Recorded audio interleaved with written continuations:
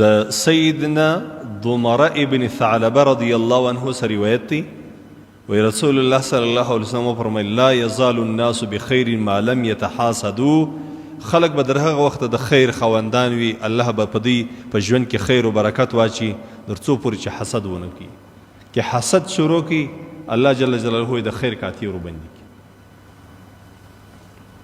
رسول الله صلی الله علیه وسلم فرمایلی دي لا اخاف على امتي الا ثلاثه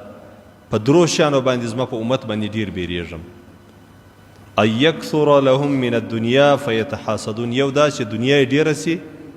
او د دنیا د ډیرولو په وجه باندې به یو له بل سره حسد کوي په بل روایت کې راځي د عبد الله ابن كعب د خپل پلار سره روایت کې وی رسول الله صلی الله علیه وسلم فرمایل ما ذئبان جائعان ارسلا في ربية غنم بافسد لها من الحرص على المال والحسد في دين المسلم دوا وج لیوان چې وی رمیته د پسو و رمیته وریله کې نو دا رمه به ډیر سره هلاکه کی ډیر پسونه به مردار کی هلاک به کی رسول الله صلی الله علیه وسلم فرمایي د مؤمن مسلمان د پاره دا دوا لیوان چې وږي لیوان چې وی رمیت وریله کې دونه به دا رمه نه کی خرابه نه به کی هلاکه لکه د یو انسان حرص د دنیا د مؤمن مسلمان حرص د دنیا او د حسد په خاطر باندې چې د دین خرابېږي دو شیان دي یو حرص د دنیا دی د دنیا په وجه باندې خلک هر څه ته تیار دي نو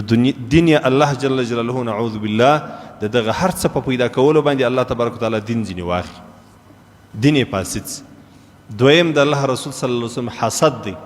حسد د انسان اعمال داسې ورو تباه و برباد کوي داسې د انسان نیک اعمال ختموي چې هغه دوه وږي لیوان دونه توان نشي رسولی ورمیته لکه د انسان حسد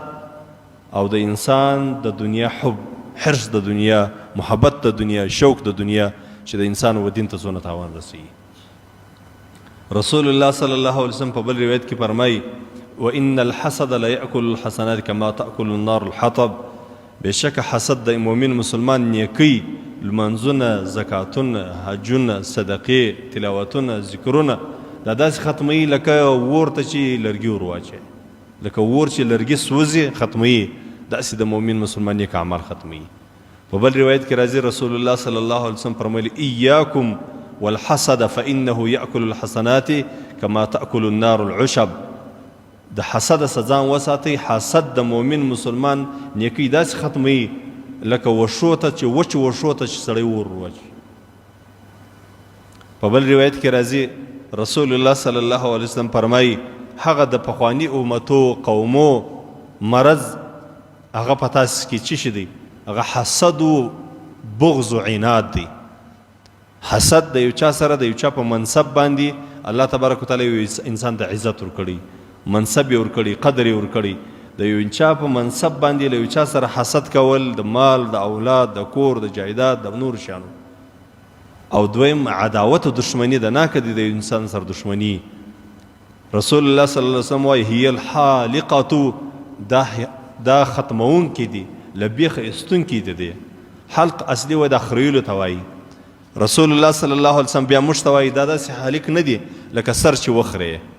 د سر د خریلو مالا نه ده لكن دا حلقي دا دین دي در ختمي حسد او بغض عناد دشمنی د یو چا سره کول ناکي دا د انسان دین ختمي حالق دي حلق اصلي د خریلو توای لکه د سر بیشتن سړی وخري ابیر ترازی نه دا دین در ختمي